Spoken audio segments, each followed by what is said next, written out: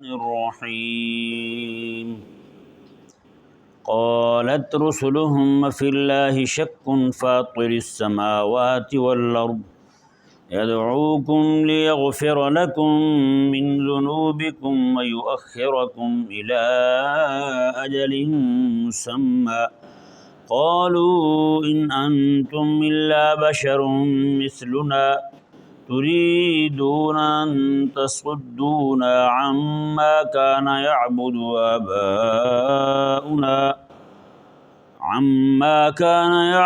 آباؤنا فأتونا بسلطان مبين۔ جیسا کہ آپ کے سامنے عرض کیا جا چکا ہے کہ حضرات انبیاء کرام علیہم السلام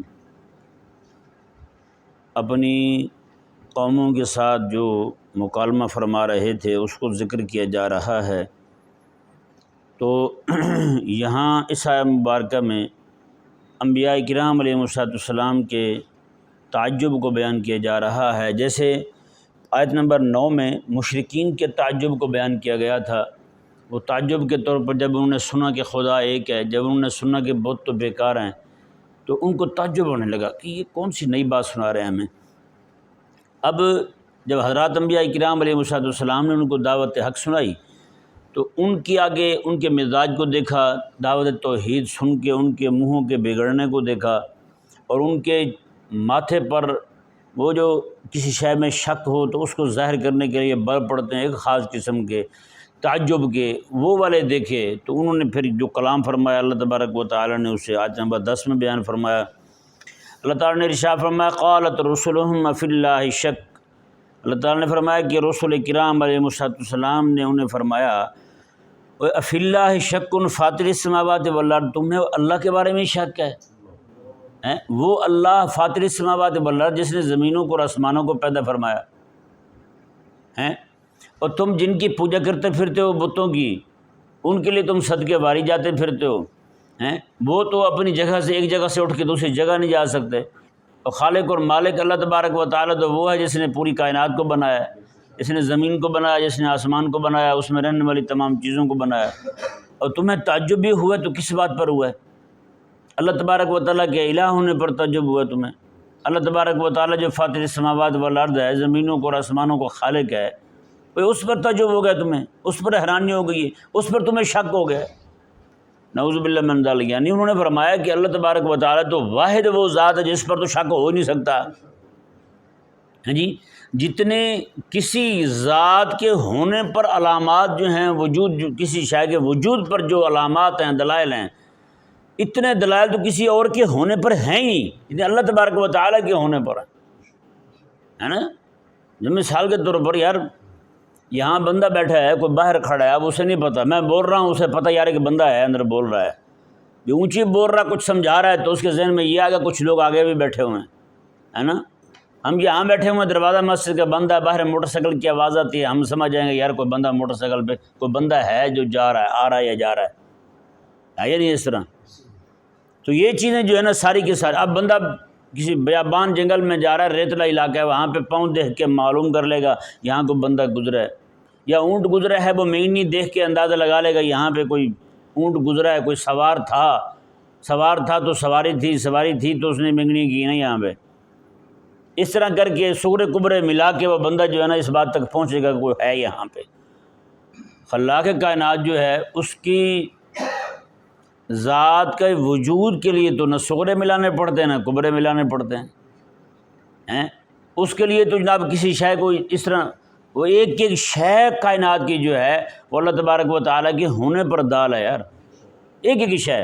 اس لیے تو حضرات انبیاء کرام علیہم السلام کو اتنا تعجب ہوا فی اللہ شک فاطر السماوات والارض، میں جو زمینوں اور آسمانوں کو پیدا کرنے والا ہے اس کے بارے میں شک ہو گئے تمہیں؟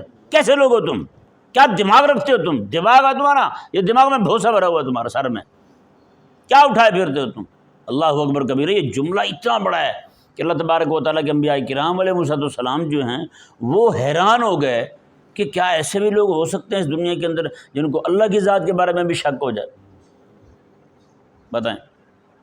آج جو الحاد پھیل رہا ہے، بے دینی پھیل رہی ہے، بتائیں جو وہ اچھا وہ تو اللہ کو تو مانتے تھے ساتھ، اور ساتھ بتوں کو مانتے تھے۔ وہ یہ کہتے تھے کہ اللہ تبارک و تعالیٰ جو ہے تمام کام خود سے نہیں نمٹاتا، یہ بت جو ہیں یہ اللہ تبارک و تعالیٰ کے شریک کار ہیں اللہ تبارک و تعالیٰ کے اعمال میں۔ پھر وہ ایسے ایسے اللہ تعالیٰ کی صفات جو ہے نا وہ ان کی طرف منسلک کرنے لگے، منسوب کرنے لگے، اللہ کی صفات ان کے لیے ماننے لگے۔ بتائیں موجودہ دور کے جو ملحدین ہیں یہ تو صرف سے اللہ تعالیٰ کے وجود کے قائل کو نہیں، اللہ تبارک و تعالیٰ کے وجود کا انکار کر رہے ہیں۔ جتنے جتنے بڑے ملائدہ پھرتے ہیں نعوذ باللہ من ذالک، یہ ان مشرکین سے بھی بدتر ہیں، یہ ابو جہل سے بھی بدتر ہیں، اور الحاد اتنا پھیل رہا ہے، اتنا عام ہو رہا ہے کہ آپ کی سوچو، نعوذ باللہ من ذالک۔ تو حضرات انبیاء کرام علیہ السلام نے، اب دیکھیں یہ جملہ جو ہے نا سب کا سانجھا ہے، تقریباً تمام انبیاء کرام علیہ السلام نے اپنی قوم کو یہی فرمایا، وَفِي اللَّهِ شَكٌّ فَاطِرِ السَّمَاوَاتِ، تمہیں اس کے بارے میں شک ہے جس نے زمینوں کو اور آسمانوں کو پیدا کیا۔ مطلب کیا ہے؟ زمین اور آسمان کو پیدا کیا کہ تمہارا وجود جو ہے، اندر بات جو ہے نا وہ یہ ہے، تمہارا وجود جو ہے وہ محتاج ہے۔ یعنی اللہ نے زمین کو پیدا کیا، آسمان کو پیدا کیا، آسمان سے بارش برستی ہے، زمین پر تمہارے لیے اناج اگتا ہے، یہی زمین اور آسمان ہو تو تم کہاں ہوتے؟ بتاؤ ذرا۔ آج اللہ تبارک و تعالیٰ جو اپنے اناج کو روک لے، تم کہاں ہوگے؟ کچھ بھی نہیں بچے گا تمہارا۔ کتنے دن تم تاب آ جاؤ گے؟ زمین آسمان قائم رہے لیکن تمہارا اناج رک جائے، تمہارا پانی رک جائے، ہوا روک دے اللہ تبارک و تعالیٰ جس سے تم سانس لیتے ہو، تو کیا بنے گا تمہارا؟ فی اللہ شک فاطر السماوات جو ہے نا زمین اور آسمان کے خالق کی یہ والی صفت بیان کر کے ان کو ان کی اوقات یاد دلانا مقصود ہے۔ فرمایا کہ جب تم خود زمین پر ہو، تمہارے جن کو تم خدا بنائے بیٹھے ہو وہ خود زمین پر ہیں، وہ اپنے وجود کے لیے زمین کے محتاج ہیں۔ تو فرمایا کہ تم پھر کیسی باتیں کرتے ہو؟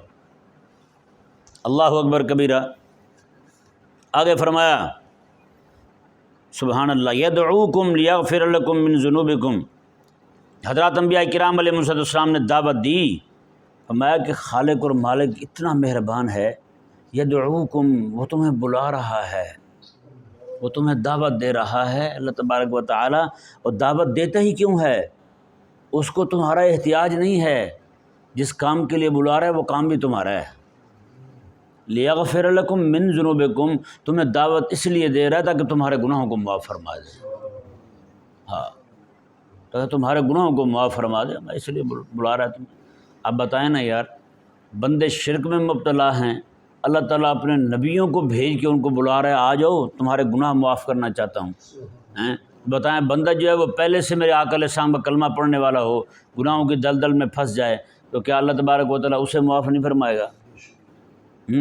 اگر وہ توبہ کی راہ پر آ جائے۔ یہاں پہ مسئلہ بڑا قابل غور ہے، وہ سماعت فرمائیں۔ یہاں فرمایا کہ من ذنوبکم، یہاں من کا معنی ہوتا ہے سے، من کا معنی کیا ہوتا ہے؟ سے۔ تو مطلب اس کا یہ بنے گا من ذنوبکم، تمہارے گناہوں سے، یعنی تمہارے کچھ گناہ معاف فرما دے اللہ تعالیٰ، تمہارے کچھ گناہ معاف فرما دے۔ تو حدیث پاک ہے، میرے آقا علیہ السلام نے ارشاد فرمایا کہ جب کوئی بندہ مسلمان ہو جاتا ہے، کفر کو چھوڑ کر اسلام قبول کر لیتا ہے، تو اسلام جو ہے اس کے پچھلے سارے گناہوں کو معاف فرما دیتا ہے، اور پچھلے سارے کبیرہ صغیرہ گناہ معاف ہو جاتے ہیں، اور معاف بھی بنا توبہ کے۔ کیسی بات ہے؟ بنا توبہ کے، جو کہتے ہیں نا جی بنا توبہ کے کبیرہ گناہ معاف ہوتے نہیں ہیں، وہ جب بندہ کفر سے توبہ کر لے نا، یہ کفر کی توبہ اتنی بڑی توبہ ہے جس سے پچھلا کفر معاف ہو گیا تو باقی گناہ تو وہ بھی معاف ہو گئے ساتھ۔ قرآن کریم یہ فرما رہا ہے مشرکین کو، میں کہ تم اگر دعوت قبول کر لیتے ہو، کلمہ پڑھ لیتے ہو، اسلام کی طرف آ جاتے ہو، تمہارے کچھ گناہ معاف ہوں گے۔ جبکہ میرے آقا علیہ السلام فرما رہے ہیں سارے گناہ اسلام جو ہے وہ مٹا دیتا ہے، اسلام جو ہے اپنے سے پہلے کے سارے گناہ مٹا دیتا ہے۔ تو قرآن کریم کی یہ آیت مبارکہ کہہ رہی ہے کہ من ذنوبکم، تمہارے کچھ گناہ معاف فرماتا ہے، کچھ گناہ معاف فرمائے گا اللہ تبارک و تعالیٰ۔ تو یہ جو اشکال ہے اس کا جواب کچھ طرح سے دیں گے ہم۔ فرمایا اللہ تبارک و تعالیٰ نے کہ یغفر لکم من ذنوبکم، یہاں پہ من جو ہے وہ زائد ہے، من کیا ہے؟ زائد ہے، لفظاً تو عمل کر رہا ہے لیکن معنوی طور پر اس کا کوئی عمل نہیں ہے۔ تو پھر معنی کیا بنے گا؟ اللہ تعالیٰ تمہارے تمام گناہوں کو معاف فرمائے گا، اللہ تعالیٰ تمہارے من کو زائدہ قرار دے کر کے پھر معنی اس کا بنے گا تمہارے تمام گناہ معاف فرمائے گا، پھر کوئی اشکال نہیں رہے گا۔ اس حدیث پاک میں اور اس آیت مبارکہ میں کوئی ٹکراؤ نہیں رہے گا۔ اچھا، دوسرا معنی جو ہے وہ اس کا یہ بنے گا کہ من جو ہے وہ زائدہ نہیں ہے، من اپنا کام کر رہا ہے، لفظی بھی معنوی بھی۔ تو پھر معنی کہ جواب کیا ہوگا اس حدیث پاک کا کہ حدیث پاک میں یہ فرمایا کہ سارے گناہ معاف ہو جاتے ہیں، اور آیت مبارکہ میں آ رہا ہے کہ من ذنوبکم، تمہارے کچھ گناہ معاف ہوں گے۔ تو اس کے دو جواب ہیں، یہ ذہن میں رہے۔ پہلا جواب یہ ہے کہ تمہارے کچھ گناہ معاف ہوں گے، یعنی اسلام سے پہلے کے جو ہو گئے ہیں وہ معاف ہو جائیں گے۔ اسلام لانے کے بعد کرو گے اس کا حساب الگ ہوگا، اس کا حساب الگ ہوگا۔ یہ من کو ہم کارگر مانیں کہ من جو ہے اپنا عمل کر رہا ہے مانوی، تو پھر اس کا معنی یہ بنے گا کہ تمہارے اسلام سے پہلے کے جو گناہ ہیں وہ معاف کر دیے جائیں گے، اور اسلام کے بعد کے جو گناہ ہیں ان کا حساب تمہارے ساتھ ہوگا، کیونکہ اب تو اس کی ذمہ داری زیادہ بڑھ گئی نا۔ اسلام قبول کر لے تو اب بھی وہ گناہ کرتا رہے تو پھر اس کی کفر والی حالت میں اور اسلام والی حالت میں کیا فرق رہا؟ تو اس لیے فرمایا کہ من ذنوبکم، تمہارے کچھ گناہ معاف ہو جائیں گے، کچھ وہ تمہاری پچھلی زندگی کے جو ہیں، تمہارے اگلے جو ہیں وہ چلتے رہیں۔ سمجھ آ گیا نا جی؟ اور اسی طرح کر کے دوسرا جواب اس کا یہ ہے کہ اللہ تبارک و تعالیٰ نے ارشاد فرمایا تمہارے کچھ گناہ، انبیاء کرام فرما رہے ہیں تمہارے کچھ گناہ معاف ہو جائیں گے۔ وہ کچھ گناہوں سے مراد وہ ہیں جن کا تعلق حقوق اللہ کے ساتھ ہے۔ کن کے ساتھ ہے؟ حقوق اللہ کے ساتھ ہے۔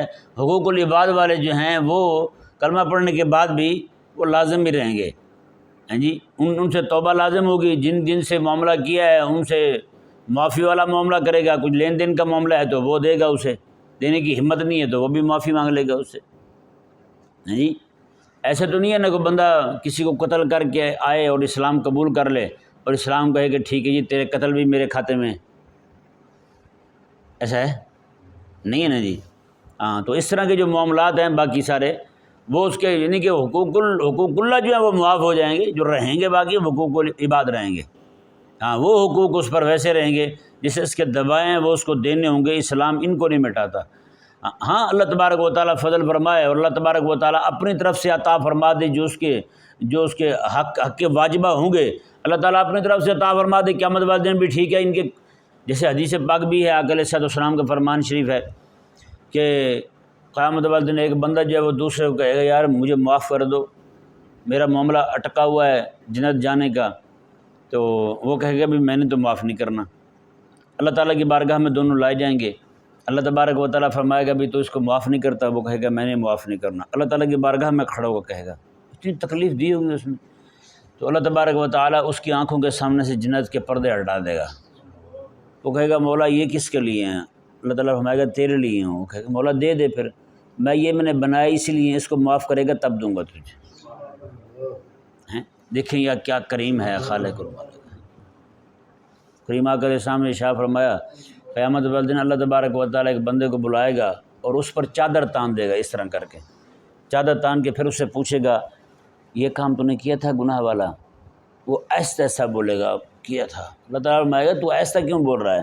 وہ کہے گا اس لیے ایسا بول رہا ہوں یہ سن نہ لیں باہر کے لوگ۔ اللہ تعالیٰ فرمائے گا میں نے دنیا میں نہیں سننے دیا، آخرت میں اب سننے دوں گا کسی کو۔ اللہ اکبر۔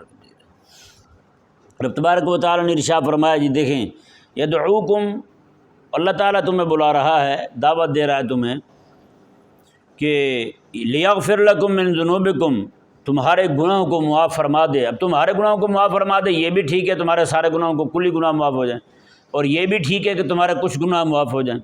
دونوں طرح جو اشکال وارد ہو رہا تھا حدیث پاک کو لے کر کے جواب ہو گئے، اس کے 3 جواب ہو گئے جی۔ من کو عامل ماننے، لفظی اور مانوی دونوں، لفظی عامل تو ہے ہی ہے، مانوی عامل ماننے کی صورت میں جو اس پر اشکال وارد ہوتا ہے اس کا بھی جواب ہو گیا، اور من کو لفظی عمل سے یعنی کہ مانوی عمل جو ہے اس کا نہ ماننے کی صورت میں، یعنی کہ من کو زائدہ قرار دے کر کے جو اس کے جواب بنتا ہے وہ جواب بھی ہو گیا ماشاءاللہ۔ اللہ تبارک و تعالیٰ نے ارشاد فرمایا وَيُؤَخِّرَكُمْ إِلَىٰ أَجَلٍ مُّسَمًّى، اور اللہ تبارک و تعالیٰ تمہیں مہلت دے دے ایک مدت مقررہ تک، مدت مقررہ کیا ہے؟ یہ دنیا کے اندر جو بندے پر موت طاری ہونی ہے، یہ اس موت کو مدت مقررہ کہا گیا ہے۔ اس موت کو کیا کہا گیا ہے؟ مدت مقررہ کہا گیا ہے، یعنی تمہارے کچھ گناہوں کو یا سارے گناہوں کو معاف فرما دے، پھر اللہ تبارک و تعالیٰ تمہیں مہلت دے دے مزید نیکیاں کرنے کی، نیکیاں جتنی تمہاری بڑھتی جائیں گی اتنا تمہارے جنت کے درجات بھی بڑھتے جائیں گے۔ اللہ تعالیٰ نے ارشاد فرمایا، اب دیکھیں جی ان کے اشکالات، انہوں نے کیا اشکالات وارد کیے؟ اللہ اکبر کبیرہ۔ پہلا اشکال انہوں نے کہا قالوا ان انتم الا بشر مثلنا، انہوں نے کہا اچھا یہ بات بھی ہماری سمجھ سے باہر ہے، ہمارے ہی جیسے انسان ہیں آپ، جیسے کھانے پینے کی ہمیں حاجت ہے، گرمی سردی ہمیں لگتی ہے، باقی معاملات جو ہمیں پیش آتے ہیں وہی معاملات آپ کو پیش آتے ہیں، ہم بھی پیدا ہوئے، آپ بھی پیدا ہوئے، ہم بھی بچے تھے، آپ کا بچپن گزرا، آپ جوان ہوئے، ہم جوان ہوئے، آپ بھی بوڑھے ہوئے، ہم بھی بوڑھے ہوئے، آپ نے دنیا سے جانا ہے، ہم نے دنیا سے جانا ہے۔ یہ انسانی لوازمات جو ہیں یہ تو آپ کے ساتھ بھی لگے ہوئے ہیں، ہمارے ساتھ بھی لگے ہوئے ہیں، اور یہ سمجھ سے باہر ہے آپ پر بھائی آگے ہم پر کیوں نہیں آئی ہیں؟ یہ اشکال وارد کر رہے ہیں وہ احمق لوگ آگے سے۔ اللہ تبارک و تعالیٰ کے انبیاء کرام علیہ السلام نے کیسے پیارے انداز میں انہوں نے دعوت دی یار، یدعوکم، قسم خدا کی کروڑ جانوں بندہ اس لفظ پہ قربان ہو جائے کہ انبیاء کرام فرما رہے ہیں اللہ تمہیں بلا رہا ہے یار، اللہ تمہیں دعوت دے رہا ہے، یہ رب کی دعوت ہے جو ہم تمہیں سنا رہے ہیں۔ تو آگے سے انہوں نے کیا کہا، ان کو عجیبی خمار سوار تھا ان کے دماغ پر، وہ کہنے لگے جی ان انتم الا بشر مثلنا، آپ تو ہمارے جیسے بشر ہی ہیں، آپ میں کوئی اضافی شے تو ہے نہیں۔ اللہ اکبر۔